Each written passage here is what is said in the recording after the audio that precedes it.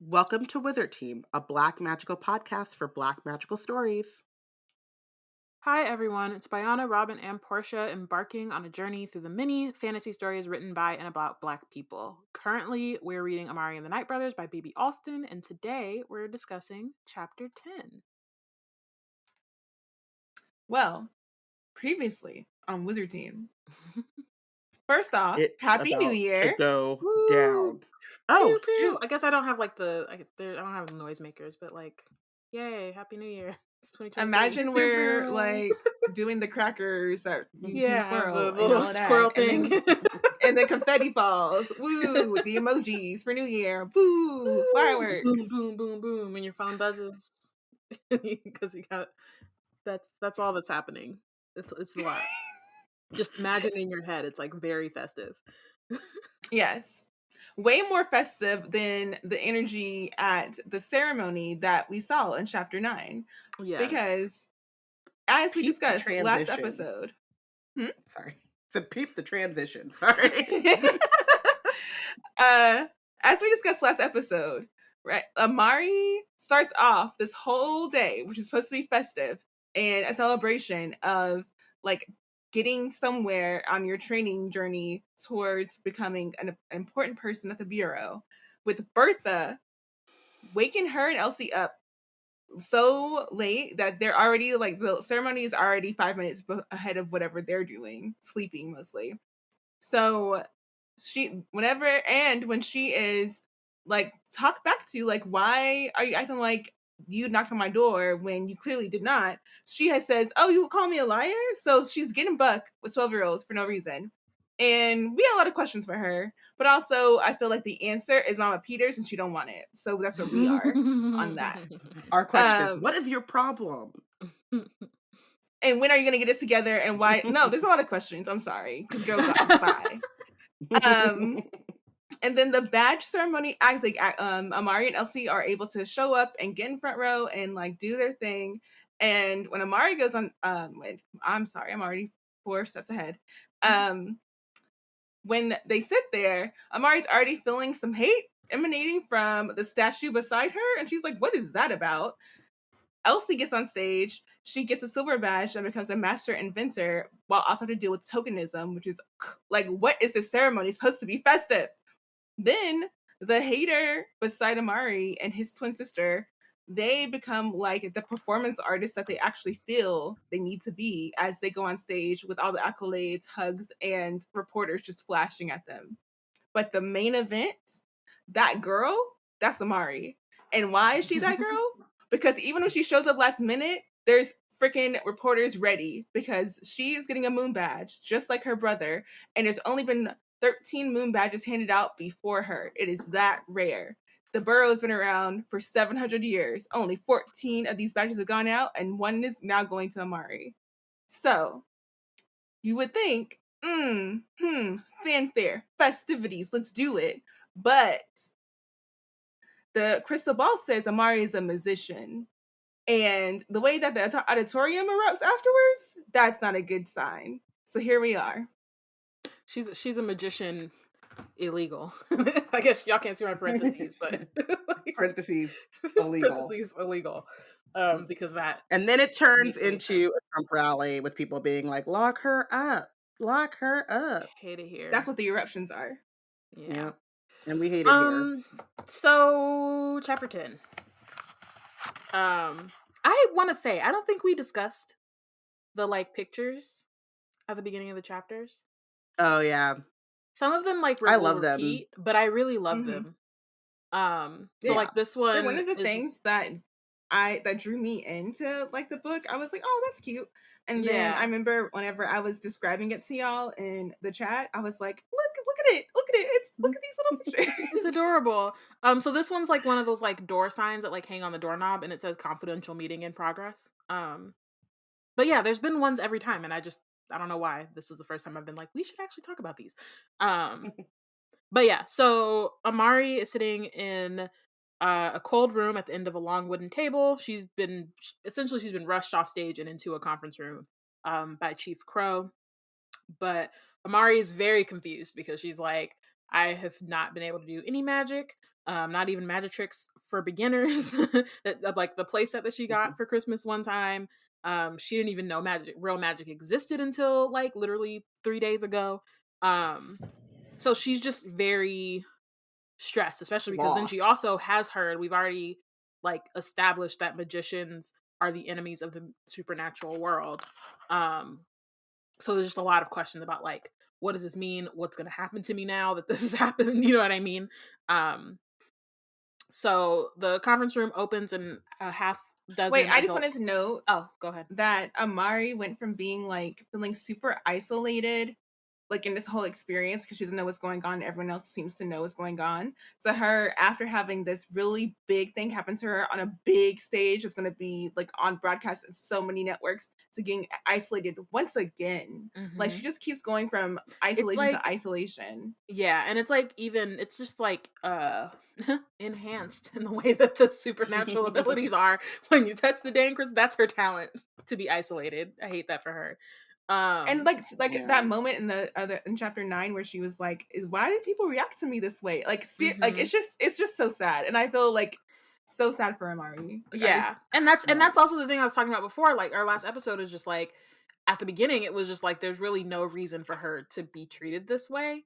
And now, not that it's a good reason, but like now there's more of like a standing prejudice, I guess. So then now there's like a more specific thing on top of whatever the other things people were hating on before that. You know what I mean? Or singling her out for. Sorry, her mama doesn't know what's going on. No, and she doesn't have anyone currently in this moment. She doesn't know if she has anyone here to advocate for her, but she's like, what is going to happen to me? And like, I personally feel like if you're 12 years old and you're asking the question, what is going to happen to me? You should have someone right next to you being like, that's okay, baby. We'll figure it out together. Yeah, I got this.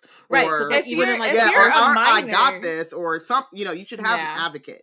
Especially because like we see that in the first chapter of like how Amari's mom will advocate for her and like hold her accountable, but also advocate for her. And like, again, the fact that she doesn't have that right now is problematic. Egregious. But again, as a minor, you should not be in a room full of adults by yourself. That's just number one. Yeah. 2, I think that even as an adult, I wouldn't want to be in a room full of what we're about to see by myself. Like, excuse me? Like, you have to have someone there who knows the in and out, especially if you don't know the ins and outs. That's what representation is for.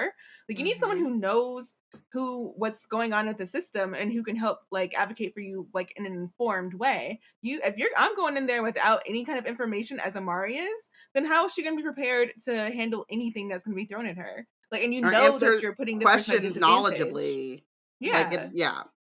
Yeah, but they're knowingly interacting with a child who is under a lot of disadvantages to the situation that we're going to see here.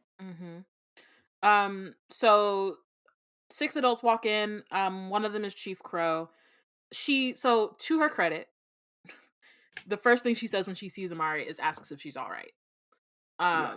So I will say that that's like correct. To not go immediately into like interrogating her and like trying to figure out what's happening. Like she does first initially ask if she's okay. And then Amari is like, I don't, what happened back there.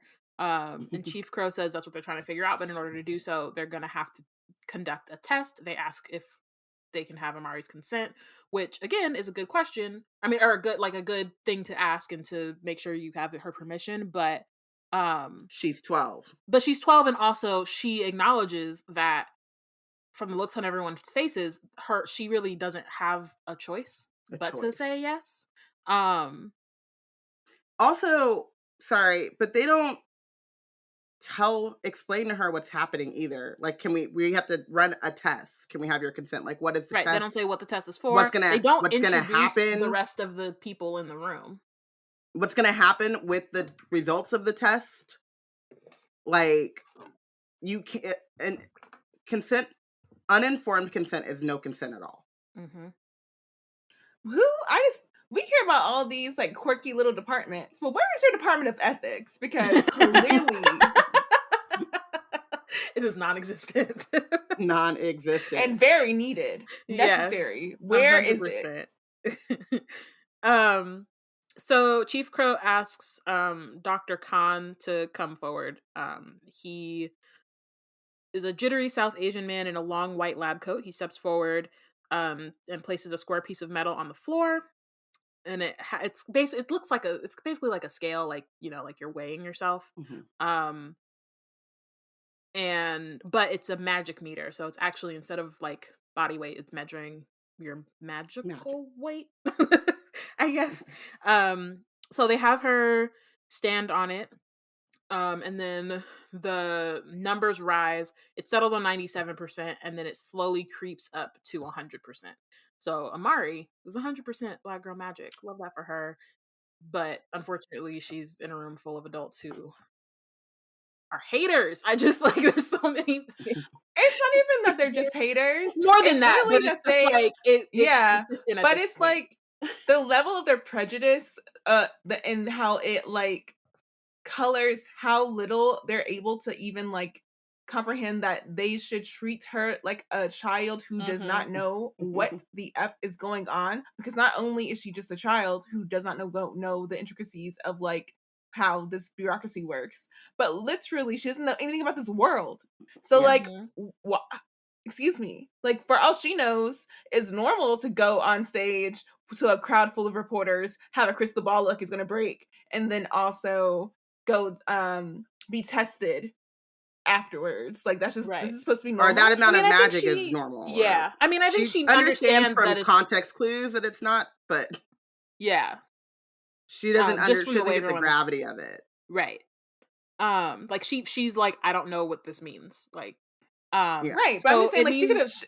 She doesn't know any of this stuff, so any of this could be any of this, like any of it, and that's the whole thing. Is like she doesn't know any of this, and you don't. So, Dr. Khan says that she's perhaps the most magical being that's ever existed, but also that her existence is a crime, which is like, how can if that ain't blackness, right? Like, literally, this reminds me of the Trevor Noah book, Born a Crime. If that ain't blackness, if being black isn't like being born, just existing, magical and a crime, criminal and a crime. You like every adult figure in my life, unless they have had the white supremacy like drained out of their brain to some extent, is gonna look at me like I'm up to something nefarious. So what is that? Yeah. So the Bureau is, and she is a crime according to them, because the Bureau is against people being too magical. They don't mind about like objects or whatever, but they're against people being too magical. So now Amari, like Chief Crow is like, Amari, we're gonna ask you some questions. So like now it's like, again, they say your existence is a crime. Now they're ready to interrogate her as if she has done anything. So Amari is like asking them, she's like, how did I get magic? A stern-faced man says, it is my hope that you might tell us. But it's like, y'all gave her the magic. She touched the crystal ball. Y'all gave it to her. I mean, I guess it was dormant, but whatever. Y'all activated it. But this man is Director Van Helsing, Department of the Supernatural Investigations. So he's the Van Helsing's and a hating ass hoe father. And talk about it. Prime. He's a prime hater. He is hater prime. Cause come on, if Amari has 0 enemies, that means this man is dead. This is literally exactly. So Amari's like, I don't know. I touched the crystal ball like everyone else, and then Director Van Helsing bangs his fist on the table so hard it makes everyone jump. I'm like, sir. First of all, these are adults. These are children. You got kids the same age as this kid, and I need you to please relax. Is this how you treat your children? Are you an abusive freaking parent? Let's get there. Let's go. Because what are we doing? But it's also like, and we'll get a little bit more into this, like so he's asking her like, where did the magic come from? And it's like, this seems like a very philosophical question that, like, even if she did somehow get the magic, she wouldn't really know. Aren't right? y'all Like, supposed to teach y'all this? don't know Like, I said, where this the supposed magic to be covered by your coursework. Like, like if y'all don't know where the magic came from, it's very interesting. How do I know? Even if I am a magician. Yeah.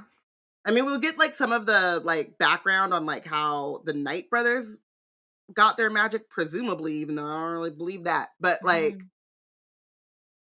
it just feels like these are unanswerable questions. Like you're asking like philosophical, existential questions to a confused 12-year-old.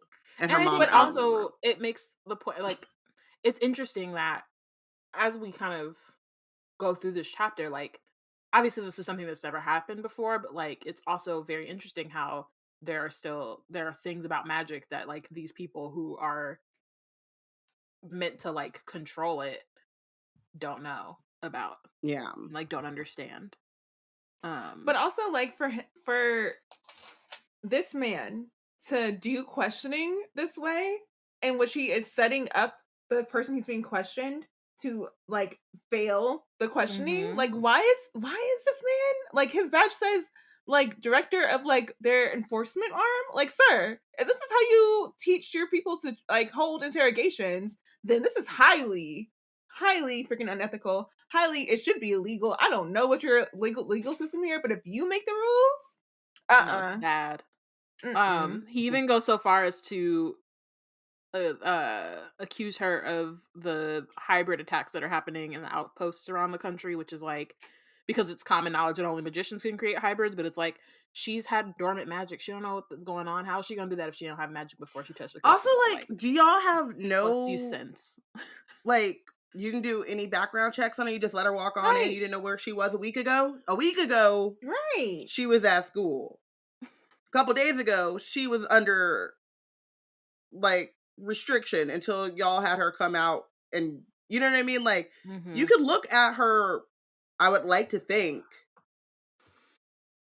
if you're inviting someone to your summer camp, you've done some sort of like background check.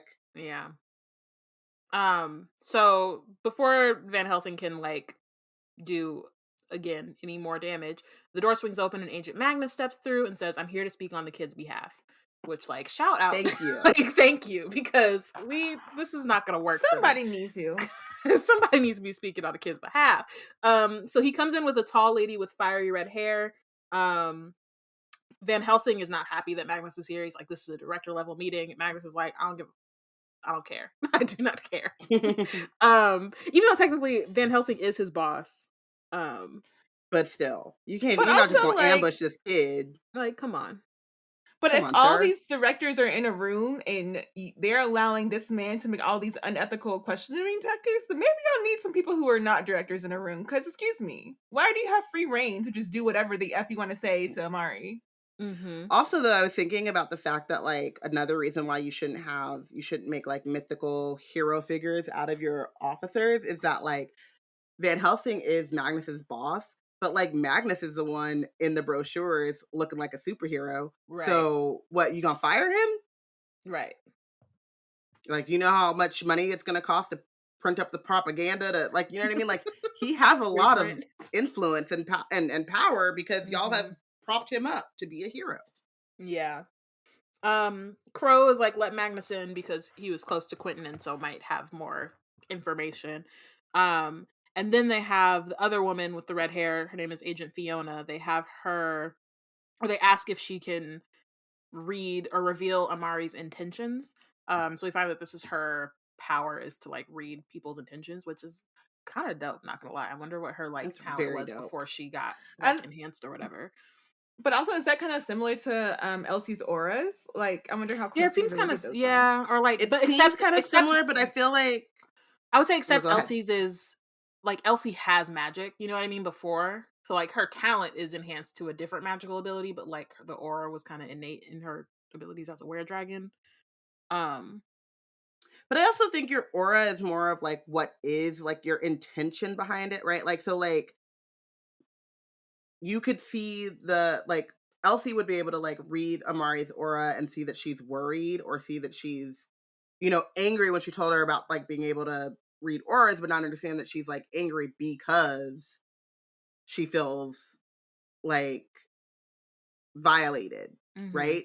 Or you know what I mean? Like to me it feels like my sense is that Elsie's ability to read auras is still going to leave a lot of room for interpretation, because you can be angry, but there's like a million different reasons why you're angry, or you can be apprehensive, but like, what is your intention?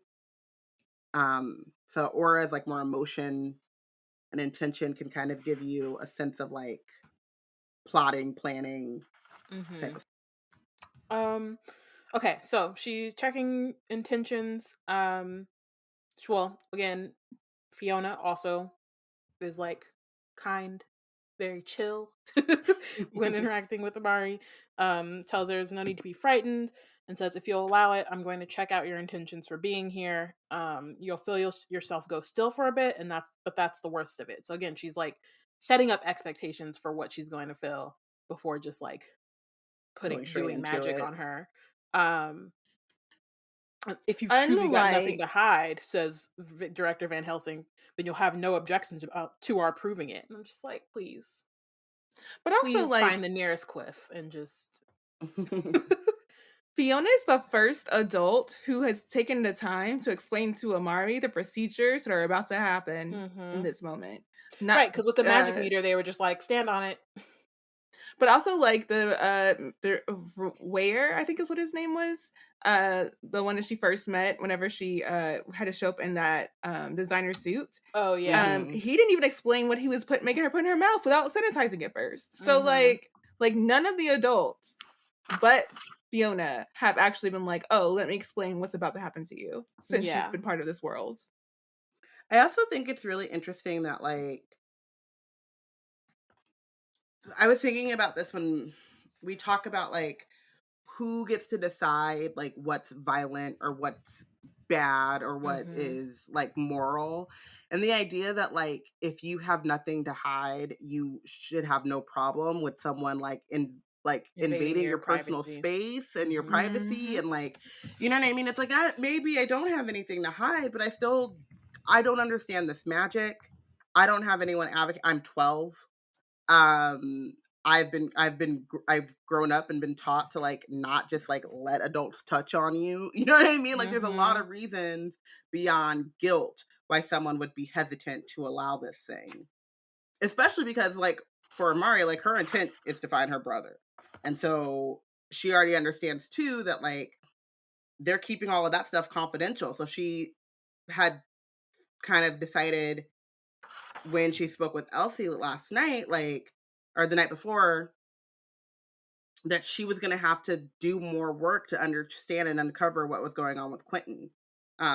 That's enough reason for me to be like, I don't really want you to know my intentions if you're going to try to stop me from finding my brother. Right. But also, I think just knowing that Quentin is missing in this world, and they're asking her all these, like, advanced interrogation technique things, and it's like, y'all are asking all of this of me, but one, y'all haven't told my family anything about where my brother is, and two, y'all haven't found my brother. Like, y'all, like, you haven't found him, but also, like, why should I trust you if y'all can't even do a thing with a person that y'all knew well? Like, what is that? What? Why should I trust y'all?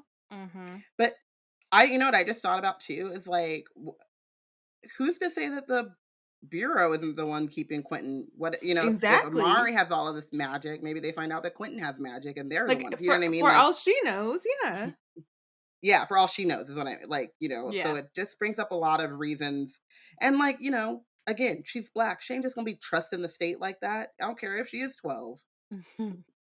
We don't just blindly have faith in, like, people with badges. Yeah. I mean, unless you grow up in a place where they tell you to do that and you're just like, okay. Yeah. We see it. Yeah.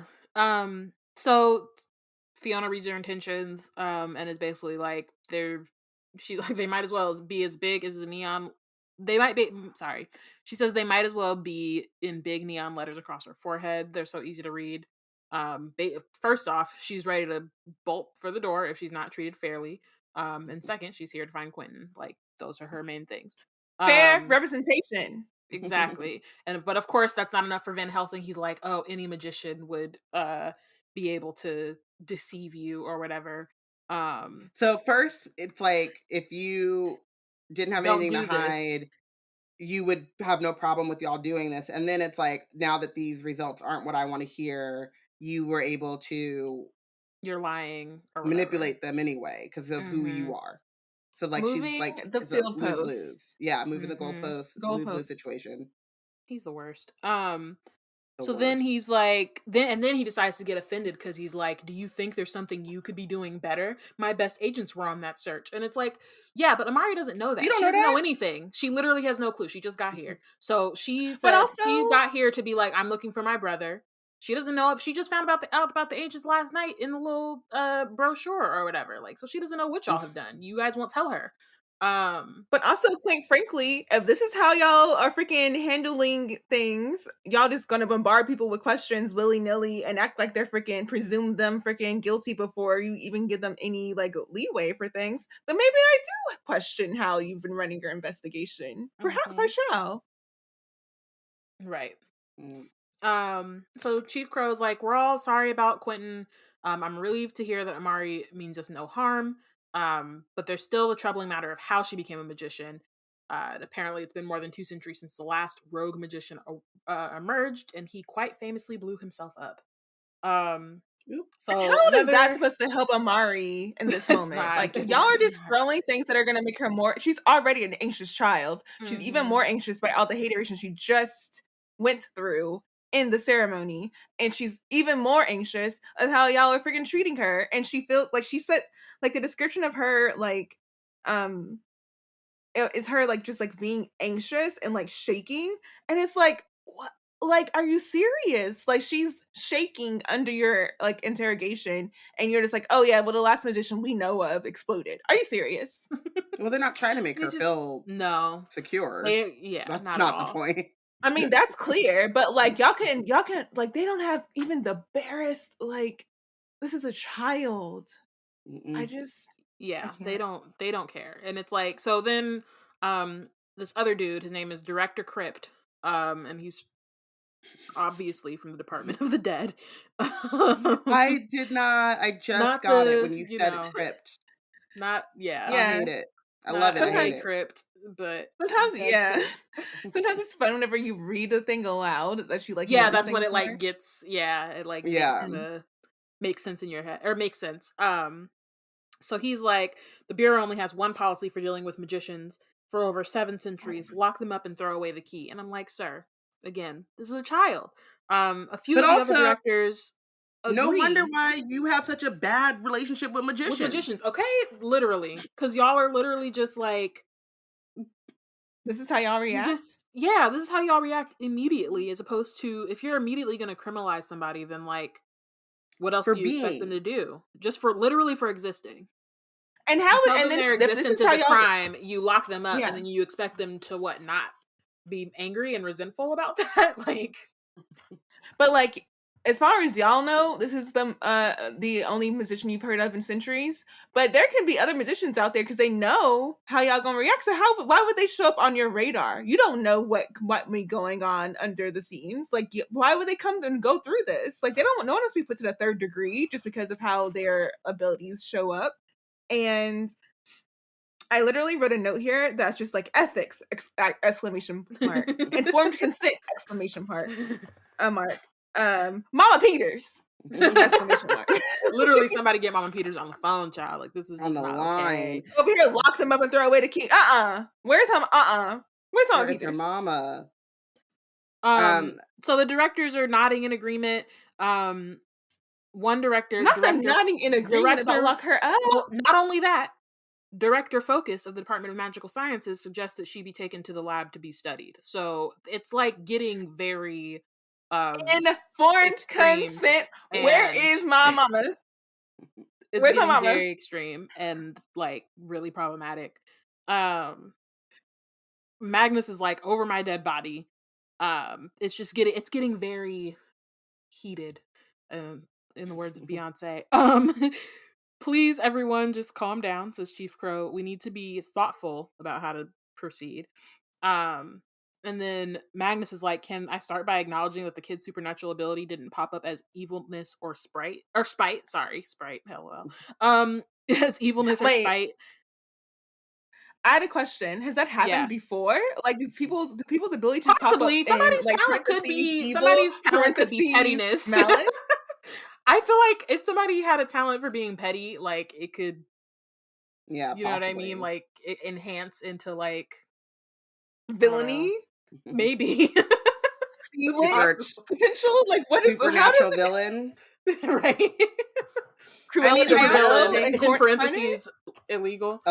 I also wonder too, like, we don't get much understanding about, like, obviously it's like they're something that they're talented in is enhanced, but like we don't get a sense of what they're able to tap into beforehand, right? So from what we know so far, like Elsie tinkers around and makes stuff, and so she's like smart and inventive, and that's something that like any child has, right? But there's no magic in what she's. Well, I mean, I guess there was magic in the sneak handle, right? Like only certain. I assume that's magic. I don't think it was. It was technology. Maybe I mean, the radio, those things go hand in hand, but right. Yeah, maybe the magic radio is just technology we don't understand yet, but like yeah. But yeah, so we don't really have a good sense of how much they're able to tap into innate magic before it gets enhanced from. I think the point is that they don't. The idea is that they shouldn't have any, right? So then, like, and Amari hasn't. I feel like if with that's the what you handle, know, I feel like with the sneak handle though, like Elsie has access to magical technology. So even if she herself is not doing the magic, she still has access to other technology. Yeah, because of where she lives, where she grew up, and all that kind of stuff. But so I don't know. My thing is just like you can't have it both ways, right? So you can't say that like the Bureau is all knowing or all whatever, and then also say that like Amari has access to this stuff or knows how to like manipulate these things if she doesn't have any access to the power until it's granted to her. So then obviously they must know that like Merlin's crystal ball isn't the only way that people get power. And they're not sharing that information? No. Well, I think that's what they're trying to argue here. I think they're trying to argue that if she is actually on the up and up, the only way she would have had any powers is if she would have in this ceremony. So the fact that she has this much power pre-ceremony, because the only way she could dial up to 100 after the ceremony is like if she already came in with a level of magicality, means that she illegally got magical powers prior to her being part of the ceremony. That's what they're trying to argue. But then my other thing is like, well, common sense would tell you if she had access to all this stuff, she wouldn't walk into the Bureau and put her hand on the crystal ball. Yeah, but racism and prejudice does not operate on. They're playing the girl doesn't know enough to not do that, to not come in prepared, but she does know enough to be able to be prepared for all of our enhanced interrogation techniques, including this woman she just met today. Yeah. So Magnus stands up for her and is like, let's stop treating her like she did something wrong. Director Cobblepot of the Department of Supernatural Licenses and Records, sorry, I just have to read these names because they're hilarious. Is like, we've all heard the terrible stories, aren't we? There's no such thing as a good magician. So it's, again, they're just playing into these stereotypes, which are undoubtedly enhancing the reason why there's no such thing as a good magician in the first place. It's like, why would I be good under your like definition if you're gonna assume that I can't be? Like, but also your definition, based on my abilities that I can't be. Yeah, but if you're gonna keep moving goalposts for good, there's no way I'm ever gonna meet what you say is good. Like you're setting me up to never achieve whatever you think I need to achieve. I don't even think they're getting to goalposts at this point. They're immediately there is no like standard that she can reach to convince them. But I'm at saying, least like, at what this is point, good? it's literally What is good? Good is not a magician. Yeah, clearly. That's what it is. There's no like it's very black and white at this point. There's no nuance towards it. It's not like, I mean, eventually we'll get there, but at this point it's literally just you're either good or you're not. Which again just does not track at all for how like anything works. So yeah, again, like somebody mentions, or the St. Cobblepot mentions how close they came to canceling camp this summer because of the hybrid attack. So like, I think also it's worth mentioning, not an excuse, but just like more context, is that they are also on high alert because of all these other things that have been happening outside of the camp and these attacks. So that they do not know who's behind. They don't know who's behind it. They haven't been able to catch anyone. Trying to like answer this mystery by putting the blame on Amari as well. Yes. Like, oh, we solved it. She walked right in to our facility.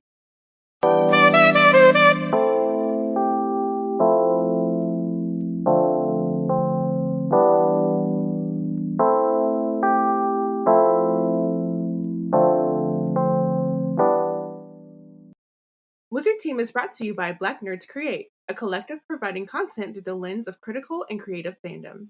If you want to support or partner with BNC on projects like Wizard Team, let's build. Find out how at blacknerdscreate.com/support.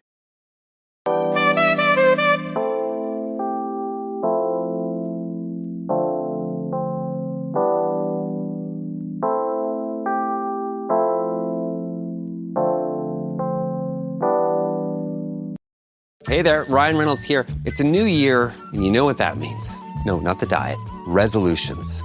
A way for us all to try and do a little bit better than we did last year. And my resolution, unlike big wireless, is to not be a raging and raise the price of wireless on you every chance I get. Give it a try at mintmobile.com/switch. $45 upfront payment required, equivalent to $15 per month. New customers on first 3-month plan only. Taxes and fees extra. Speed slower above 40 gigabytes on unlimited. See mintmobile.com for details. Okay, so then there's more shouting because can't nobody just talk calmly about the situation. Somebody clears their throat. We find that Director Crypt is holding the head of an elderly brown man in his jacket. I'm gonna say, and like I think I might have mentioned it last episode too, like I just love, even in these moments where things are like, things are bad, people are acting unethical, these adults are trash, there are these like little moments of just like magical quirkiness that just like pop up and you're just like, this is actually kind of delightful, even though I'm like seething right now. I love that you see this disembodied head as kind of delightful. Well, no, because okay, like, I know that I'm already at home, but I got up off the couch, packed my stuff, called my mama, and went home again. Like I did the whole thing. But my thing is I read this. So this is this dude. He's a head. He's brown. I give him that. He's the director of the Unexplained, and I immediately thought of the head detective from In Living Color. That was my first. I thought of Damon Wayans with the hat and the little shoes sitting on the desk. Like that's what I thought about. So my I thought it was funny. Were Futurama, with the heads of like figures in like jars and stuff, and also like Wednesday Addams with like Thing, but like instead of Thing, it's like a head, and I was just like, okay. All right, so this is just it's spooky and it's kooky. It's both. Yeah, like, and I'm with it. Yeah, it's like it's just my one reference of those things. Was a disembodied head being plopped on a desk and me calling my mama again. I just thought it was wipe my memory. I just thought it was like, again, I just think it breaks up the like tenseness, the tension.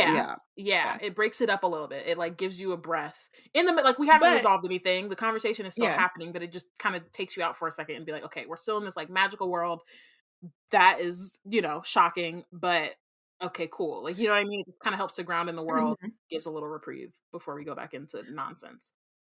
And to Robyn's credit, like, Amari's reaction is very much a natural reaction to someone Yeah. who has never seen this before.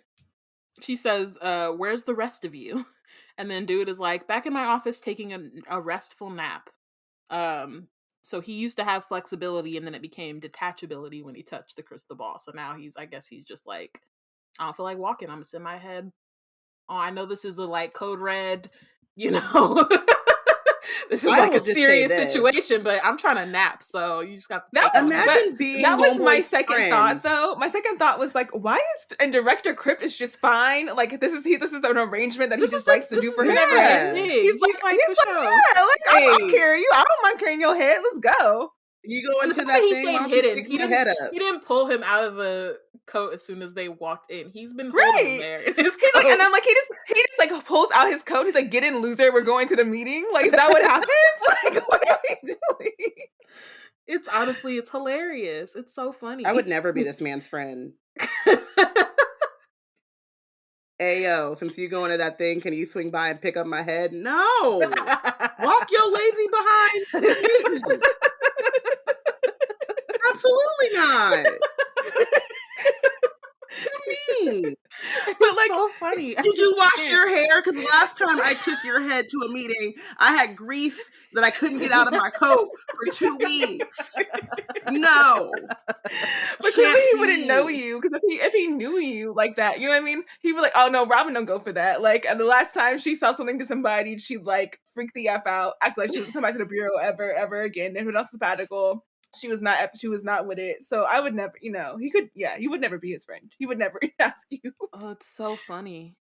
If I would be like, I would literally have a sign on my door that is like, all body parts must remain on your person at all times. All the body parts all the body parts you came into the bureau with must you leave with, unless there's like, you know, people a loss. They have. That's what I'm saying. That's why, like, all the ones you came into the bureau had with. When you came, you leave. You have them when you come into my office. Mm-hmm. I feel like that's fair in some ways, but I also think leave this is no delightful. body part behind. I think if I was in the situation, I'd be shocked. But just reading it, I think it's hilarious. I love it. Also, it helps that he's like not on the terrible side. So he so then he says, as director of the unexplained, I believe the great many unanswerable questions surrounding young Amari here mean that she falls squarely under my jurisdiction. Okay, pull rank, Mr. Flexible. He said, also, you know what? Might as well. But I think he's like the embodiment of flexibility. He's like, not only am I flexible in body, I am flexible in mind, in spirit. So he says, when faced with a mystery, one must first determine if said mystery presents danger. We've established that she means no immediate harm. The next step is to not project our own prejudices onto the mystery, but rather allow the mystery to reveal itself to us in its own time, which is to say, I believe we should allow the girl to stay. If she wants to, she'd be monitored, of course, but discreetly.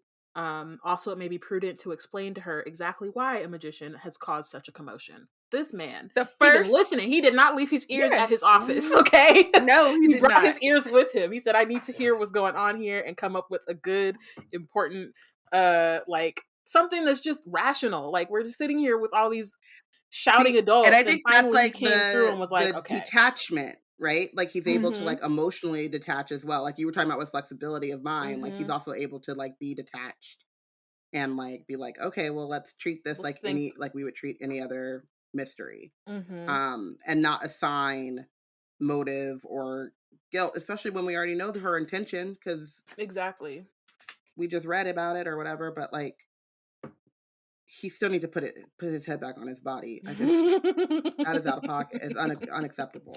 It's just not his priority right now, Robyn. No shoes, no shirt, no body, no service. Discrimination. Oh my gosh. So yeah, okay. So they decide finally that they're gonna explain what's up with magicians and why people think that they're evil. So they explained that before the Bureau existed, there was no separation between the known and unknown world. Humans lived alongside supernaturals. Supernaturals performed magic in the open.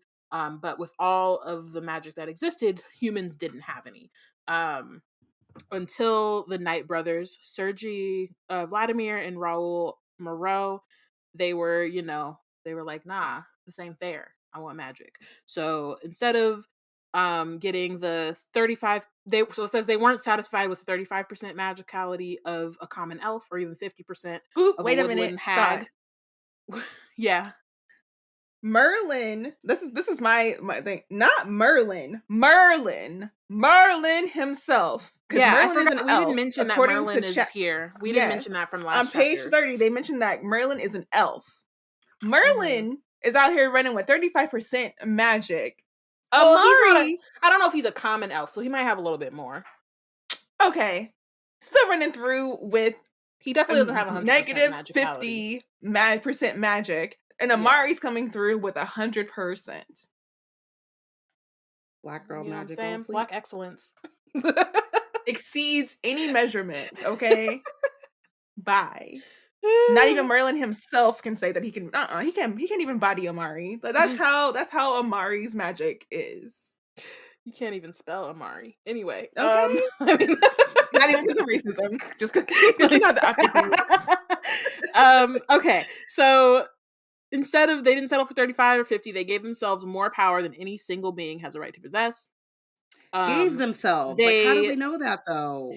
Well, it's also like how I don't know that they know even. I mean, I guess it's a possibility that they're also like, or they're definitely giving her an abbreviated version of this. And they are, but also the Knight brothers. Like... So we'll be clear: the Knight brothers themselves are also absolutely evil. So it's not like the problem here is that they're taking the actions of like these two people who were the first magicians, presumably, but like were also did some like really heinous things, right? That they know of, but they did some really heinous things in public.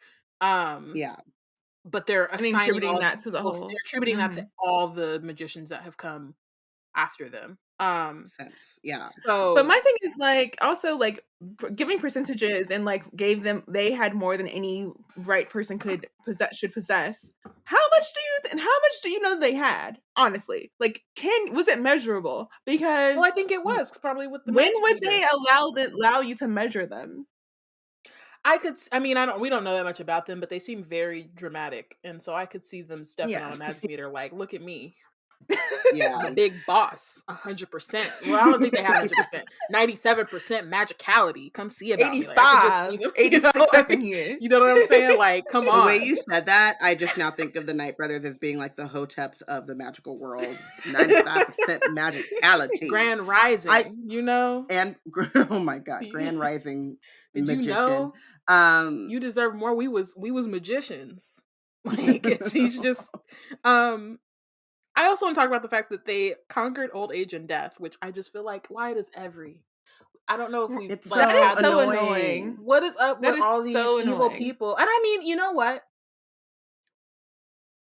I'm not. I guess in some ways I feel like I'm answering the question for myself as I'm asking it, because the question is like, what is it about these like people and they're like wanting to conquer death and like fear of death or whatever? But I feel like that also makes sense. You're so like afraid and arrogant, you know what I mean? Like, I am somehow more special than all these people, so I'm not gonna die. Have you seen and like the world? Well, like they're making it worse. The point is they're making it worse. You know what I mean? They see it as this, like, they're like, I'm not like these people. I'm more powerful than these people. I deserve to stay here and shape the world as I see fit. I deserve to have 85, 90% magic. Like, forget all these other people. We deserve to rule over these people. Like, I think that it does make sense. It's just trash. But they also see death as something to conquer. They see death as something that like is like it is like a like being human, but it's not even just human. Like being any living thing comes with death, and they see themselves like above. Not only above like death, but also like as death as being something that is like disdainful, like just like crude and like not like well, but like it's just like so it's just like underneath them, like beneath them for death to be a thing. Yeah. But I don't want to sound like an ist of any sort. But I just am always taken by how much most of the figures that we read in fiction who have this like plot in life are usually white, of the Caucasian persuasion. And I just feel like people with persuasion, because I feel like people who have melanin are like not concerned with because it's like, I mean, we don't crack. Well, We're chilling. It made me think of like Black Panther, where they're like, death is not the end, and that's like a big part of their belief system is like, yeah, culturally it's just like death is not. And I think that a lot of people that have faith to a certain extent, like that is also something that's true. Like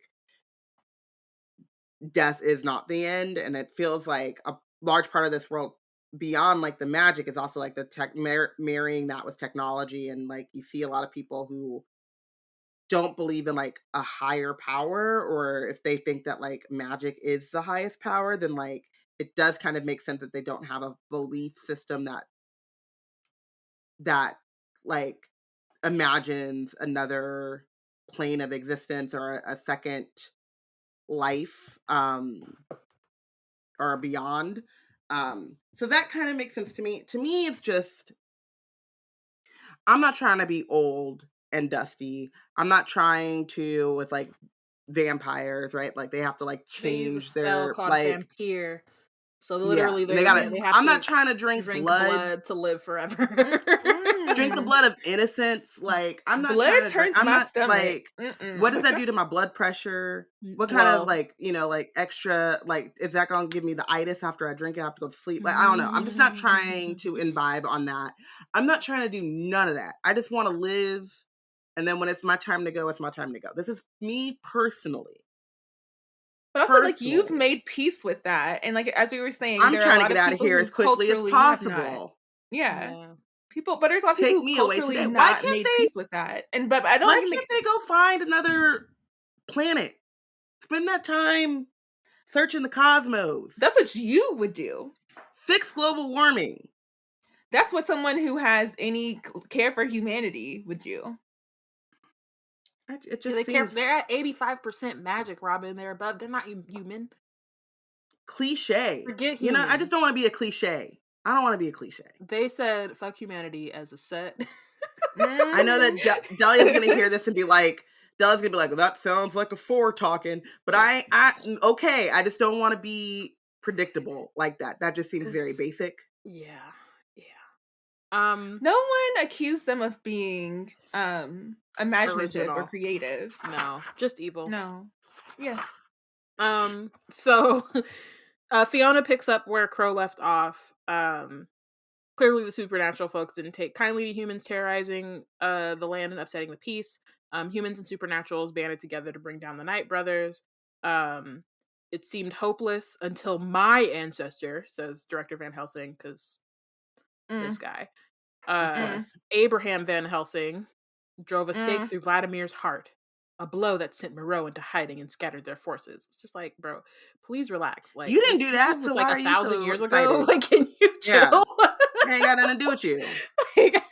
He's on the strength of my ancestors' courage, certain humans were privileged to remain in contact with the supernatural world, and enforce laws meant to keep its existence secret. So it's also like, this is the forming of, like, the Bureau is a direct response to the terrorism of the Night Brothers. So for the nearly 700 years that the Bureau has existed, Moreau has continued to create new magician apprentices until he finally captured Maria and Quentin. Or he was finally captured by them, sorry. The newer magicians have been the cause of great tragedies and terrible disasters. Humanity was never meant for such power. It corrupts the soul, which again, I think is very... He's definitely projecting his own. Yeah, I'm like, it's a lot onto it. And like, because my thing is like the through line, or the what's the word? Like the thing that's the same uniting these magicians, right? Is that like these newer magicians were trained by Moreau. It's Moreau who is corrupting these people's souls and like giving them these specific kinds of outlooks and like having them do like, you know, become evil people or whatever. Amari doesn't know this man. Like how would you expect her to just be evil off rip? Like she has not been indoctrinated in either direction because she just got here. So the idea that like magicians are evil in and of themselves when really it's just the two men who became magicians in order to like further their already like before they even had the magic, they had these ambitions, right? So it's not like having the magic did that. They became magicians with the intention of wreaking havoc and not dying. Right. Because if you think about it, like if this is true, and I mean, I'm sure it's not. I'm sure it's not completely true. Being true of like them stealing magic. The problem is that they were thieves and they stole magic. Like not the magic. It's, you know what I mean? Like you said, like you already have to be kind of corrupt to want to have the impulse to do that. Mm-hmm. My biggest so beyond it, just like it doesn't make logical sense. And it's a self-fulfilling prophecy that you tell people that they're evil or you tell them that they're outcast in society, then they are going to work against society. That just seems like a duh to me. This seems like a great, I don't know, I just feel like someone with the level of like director of special investigations or director of the Department of Supernatural Affairs would have enough like forward thinking to be like, this is an opportunity. Let's like treat Amari like she is special, get her on our side, and have a magician capable of fighting and going after other magicians. That's what they did with like, isn't Blade like a half? I don't, never mind. I'm not going to go there because I don't know Blade. Because I'm scared. I don't watch that stuff. I don't read that stuff. I'm scared. But, you know, they used to have like, the Van Helsing. I watched a part of that movie before I got too scared and noped out. And she's like part werewolf or part vampire or whatever. And then she goes and fights the vampires. That would take she's like equal on their like power level. Yeah. But that would take a level of like care and discernment that I could see them possibly having for one of their own kids. But Amari's already an outsider. So why would they even give her that? That's why they need to call Homegirl with the special ability to be uber organized. This is where she comes in. What is her name? I already forgot it. She's a child. Aspen Matthews with freakish organization skills would have the forethought to be like, we can train Amari, we can study her and catalog in the ways and give her the like security and resources and build her up to love the Bureau and work with us. Call Aspen. Aspen know what's up. Okay, so they keep going. Amari's still trying to, you know, figure out where she fits in on it. She asks if they're saying the magic she has is bad. The talking head, who still doesn't have a name, is saying like at best they don't know.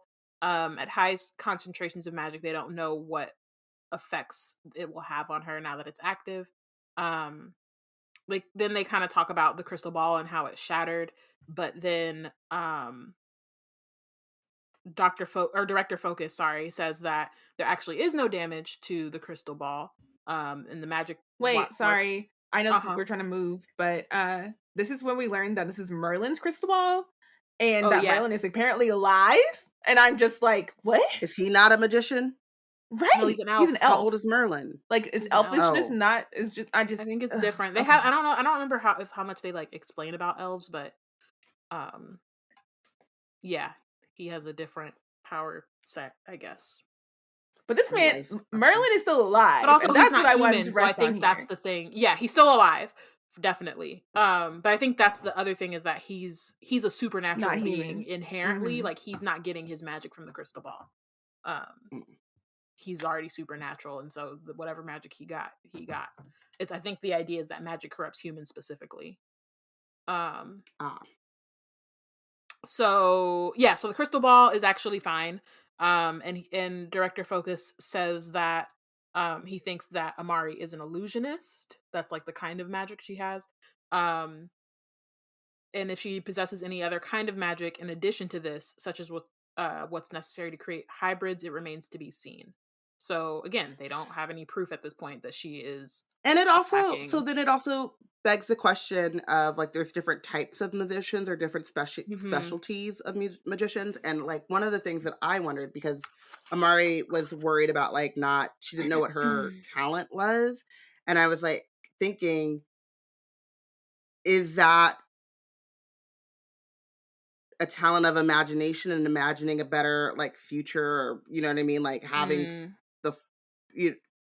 what does she have, like very vivid dreams, or you know what I mean, because like to me it seems like creating an illusion should not be something that you're able to do accidentally, right? Because you need to be able to like I'm personally thinking about Thanos and the Reality Stone at this point, but you need to create a coherent illusion, right? Everyone, even Amari herself, believed that the crystal ball broke, right? So like where is that coming from that she's able to like accidentally do that? It like opens up so many questions, and these idiots are just like, let's lock her up. Yeah, I think there's definitely like the head said, like they need time to figure out answers to these questions. So it's looking like they're going to listen to him. So they kind of wish they had more information. They bring up the director of Good Fortunes and Bad Omens, director Horace, but he's out on sabbatical, so they can't really like find him at the moment. He's on some what are they, Wandering Isles, so he's out here living his best life. And how can I go to sabbatical on a Wandering Isle? I would just like I would like to can't find me. Literally, they're like, right. Oh, it was last seen off the coast of Africa, but that was days ago. It could be anywhere. Right. Like, I love that for him. Like, check for me wherever. Like, I'm gonna be where I'm gonna be, and I'll let you know when I'm ready. How about that? Check that out. As long as I have internet connection and like the food that I want, I'm good. Yeah. So they go. So Director Van Helsing is still, skeptical and angry and needs to relax, but everyone else at this point has kind of decided. Wait, I have to bring up the hypocrisy of Van Helsing here, because he says, "Is this a risk we're really going to take?" And then he says that she might not be so bad because her brother is a hero. And I'm like, you don't want her to be able to rest on her brother who is alive and actively doing good. Whereas you were just 2 seconds ago talking about how your ancestor, a man who ain't been around for centuries, is the hero of this world, or whatever. On top of the fact that, like, we saw how his kids acted. Right. So, like, sir. And then he did something else that was very hypocritical of him. Let me see if I can find it real quick. Like, he just be over here hypocriting, and I'm just like, you gonna say one thing out of your mouth and then do something else, and then no one's gonna call you on that. And I just don't like that. Like, somebody needs to call this man out on riding on these laurels, and then like, like he wants Amari. Yeah, he wants her memories erased. Of the supernatural, a world of her being a magician, and then send her home to be watched. Like, that makes any sense. So she's just gonna go back. She might not have memories of her being a magician, but you're just gonna send her back with all that power? Because you can't get rid of unaware of it. Magic. So then if something happens to her, she does not know, like, oh, let me figure what's going on to me, like what's happening to my body. It just does not make any sense. So can you not untap the crystal ball once it's been I don't think tapped? So. At least it doesn't. I mean, they haven't said nothing because they talked about the fact that like she could. Well, I guess they didn't assume that if she didn't want to continue, they only talk about like erasing your memory. That's right. Yeah, they don't talk about making it dormant. Because I would assume if they had the technology to dampen her magic, that would have been the first. They would have been done. They would just do that. Been done. Yeah. So Amari's like, no, if you erase my memories, then I can never find my brother. But basically, Crow ends up coming to the decision. She says she can see benefits to both requests, but let's not forget that it was Quentin who nominated her. There's not a person in this room who would question his judgment if he were standing here, which is a big tell that like they trust him that much. And so she that decides... was what my second hypocrisy was. Is Uh-huh. that he bad named like Quentin, like we're just gonna trust her because of the strength of her brother, after lauding how both his daughter and Quentin had stopped the second Night Brother. So because he was trying to take like basically credit for his ancestor and his daughter having stopped both of the Night Brothers or whatever. So he's highly relevant. But Quentin is somehow like, oh, we can't rest on Quentin. Like, that's her brother. Excuse me. Right. He's trash. He's complete trash. Yeah. So Crow decides they're going to give Amari the benefit of the doubt, but she will be on the shortest possible leash, is what they say. And then tells Amari to prove that they're right to trust you, prove that we're right to trust you, prove you belong here. But you don't trust her. Ew. You don't. Like, how is she supposed to prove that she belongs here? She's on the shortest possible leash. She doesn't. Setting her up for failure. And just the idea of having to prove to somebody that you belong in a place is yeah. Like, you've already gone through the exact same things that everyone else has gone through. You were nominated, but like whenever the whole time you've been there, they've shown you that you don't belong. They're gawking at you. They're showing you left and right that you don't belong there. So how are you supposed to prove something that you've already shown me is not true? It just shouldn't be on her to do that. I mean, it shouldn't be on anyone to do that. It shouldn't be on anyone to have to do that. Can't prove a negative. No, you can't.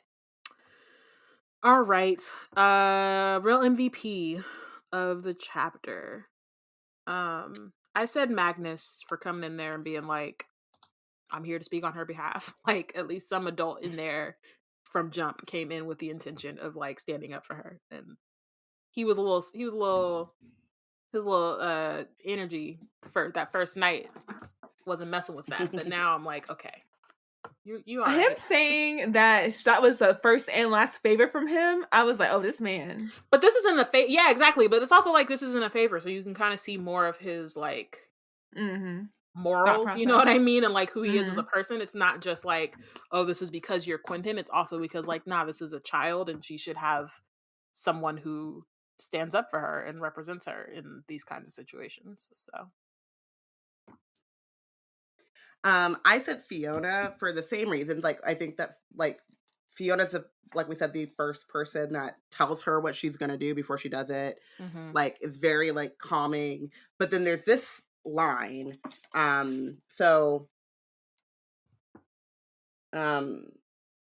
Director Cripps says, the borough has had one policy for dealing with magicians for over 7 centuries, locks them up and throw away the key. And then Magnus replies, over my dead body. And mine too, Amari thinks. And then there's this line. The red-haired lady moves to Magnus's side, leveling a withering stare at the directors who want me locked up. She and Magnus must be partners. And Amari like kind of gives Magnus the credit for like for the over my dead body and being very loud about it. But Fiona gives me the sense that she's just very quietly got her morals as well. And she's like, yeah, no, like, that's not happening. And she doesn't have a relationship with Amari, and I don't believe she has a relationship with Quentin. And so I just feel like it's a little bit more like, I don't know, it made me feel a little bit more like in awe or proud or wanting to give her the MVP, because it feels like that's just like a blanket like moral code for her. It's just like, we're going to treat her like a human, and we're going to treat her with respect and dignity, and we're not going to lock up a child and throw away the key. So that's why Fiona gets it for me. Well, my MVP was the unnamed director of The Unexplained. Not for his spooky and kookiness, but because not only did he come to the room with a rationality, but also a methodology. And as a researcher, I respect methodology. He said, first, we must determine if said mystery presents a danger. We've established there's no immediate harm. Next, we have to not project our own prejudices, which is going into research without putting your own prejudice into what you think the participants will be giving you, but actually allow the mystery to reveal itself on its own time. And then he goes, should be monitored, also part of the research methodology, but it will let the observations explain what's happening and not what we perceive to be the actions here to lead us. And I was like, as a rational-minded person, as a practical person, and as a researcher, respect. And see how that is what paved the way for Chief Crow to actually give a little leeway here, because everyone else was way too reactionary and they needed that practicality to come into the room, and I'm here for it. So I'm F with him for that. I just wish the practicality would have came into the room with the rest of its body, but, he has to be spooky and kooky somewhere. He can't. His mind is holding all of that. He has to have. That's my own preconceived prejudice, Porshèa. That's your bias, okay? Oh that's my your bias. Bring your whole self. Bring your whole self to the room. Bring your whole self to the situation. This is a safe space. To the space. This is a safe space to bring your whole self. Binged. I binged Van Helsing with his hating ass. I'm tired of him. Van Helsing's right now are like 3 for 4 right now. Right now, maybe they are 3 not for 5 winning because this. Abraham at least he defeated Vladimir. So 3 for 5. That is a really. We don't know what Abraham was getting up to 7 We centuries don't, but ago, I'm just though. saying, I'm just saying off the strength of that. I don't know what else he got going on, but I could see him being a cool dude, and then based on the strength of his like infamy, like his family getting a little too big in the head. That's what it's seeming like to me. Or you don't really know nothing about Maria either, but she was Quentin's partner, so I assume they were on. Or he could be the OG uptight person of the Van Helsing family. Abraham could, and he's the like they just all pass that down. That's one of their bloodline things. It's just a trait they all carry. It's possible, but I'm for now. I'm going too big for your boots. Yeah, I'm going 3 for 5 right now. It's definitely on benefit. It's definitely on like. Yeah, I'm giving them the benefit of the doubt, but it's probationary. You know what I'm saying? Like so far, majority of Van Helsing's on thin ice are trash. Like I need them to like please get it together. Get some perspective, something. Well, thank you for listening. Wait, did y'all say who y'all benched? No, neither of us. Oh no, Porshèa didn't bench. But you didn't bench either. You didn't either. Oh, sorry. Van Helsing. Everything that she said, cosign. Okay. I thought I was like, well, that's that on that. No, I benched nearly every other authority figure. Like Magnus, okay, like I'll give Sun to him and Fiona fine, and then also the director of Unexplained. Crow only skates through because she is the one who made the final say not be crappy. But throughout, like she just like holds her head during the meeting as if she's used to them like going off like this. And I'm like, lady, this is how you run your meetings, first of all? Yeah. No. From what we've seen so far, she's very like she's a politician. Yeah. She's allowing Van Helsing to have way more leeway than that man should have. Mm-hmm. And I'm not here for that. The director that came in and tested Amari and the way that he was acting was not here for that. I'm just not here for any of the authority figures. All the directors, director for Crypt, director Chorus, all of them are awful. And so every authority figure here deserves the bench for me, because not only because of how they've acted in the situation, but whatever policies and laws they've enacted must be put under a strong microscope, because if this is how they run things, putting people in freaking lock and key to like examine them without informed consent as minors, then y'all need to like look through all of the laws and writs of this freaking bureau and with a freaking strong freaking and go through all of that, because this is like, how could this run happen like this? Like this doesn't make any sense. Porshèa said, audit them all. Audit them all. Well, right. Thank you for listening. Was a heated episode. Love that. Heated. Uncle Johnny made our dress. Was that heated? No. That girl's a mess. That whole bureau's a mess. The whole bureau's a mess. Thank you for listening. Join us next week when we discuss chapter 11. Wizard Team is brought to you by Black Nerds Create. If you want to keep up with our other content, you can check out our website at blacknerdscreate.com. Follow us on Twitter at BLKNerdsCreate, at Yana Wrote It, at Robyn_Rambles, at Porshèa. And follow us on Instagram and Tumblr at Black Nerds Create. You can subscribe to our monthly magic newsletter, and don't forget to rate and review us on the podcasting app that you're listening to this on currently. Thanks, y'all. Bye. Bye. Happy New Year.